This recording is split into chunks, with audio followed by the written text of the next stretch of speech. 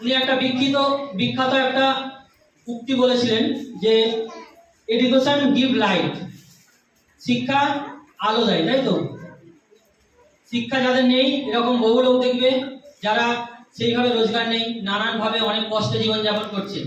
তার কারণ একটাই, তারা কোনো কারণে, নিজের ইচ্ছাই হোক বা কোনো পারিবারিক সমস্যার কারণে, কোনো কারণে সেইভাবে পড়াশোনাটা যখন করা দরকার ছিল সেই সময় সেইভাবে পড়াশোনাটা করতে পারেনি, যার কারণে তারা আজকে বিভিন্নভাবে সমস্যায় আছে।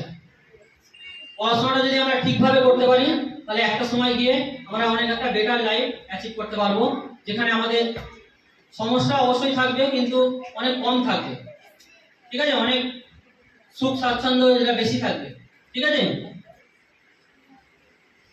শিক্ষক হচ্ছে সমাজ গড়ার একজন কারিগর। শিক্ষকের কাজ হলো ছাত্রছাত্রীদের যে অন্তরের যে শক্তি, প্রত্যেকের মধ্যেই কিছু না কিছু গুণ আছে, সেই গুণগুলোকে বার করে নিয়ে আসা হচ্ছে শিক্ষকের কাজ। আমাদের স্কুলেও নিশ্চয়ই দেখেছো অনেক ছাত্রছাত্রী আছে যারা মাইক ধরলেই বলতে না পারবো না স্যার, এটা না সেটা না, নানান কথা বলে। কিন্তু সবার মধ্যেই সেই ক্ষমতা আছে। এরকমও কিছু জন আছে যারা হয়তো বড় হয়ে কোনো একটা 1 লাখ 2 লাখ 5 লাখ 10 লাখ লোকের সামনে বক্তৃতা দেবে, কিন্তু এখানে 10 জন 20 জনের সামনে বলতে তাদের লজ্জা লাগে।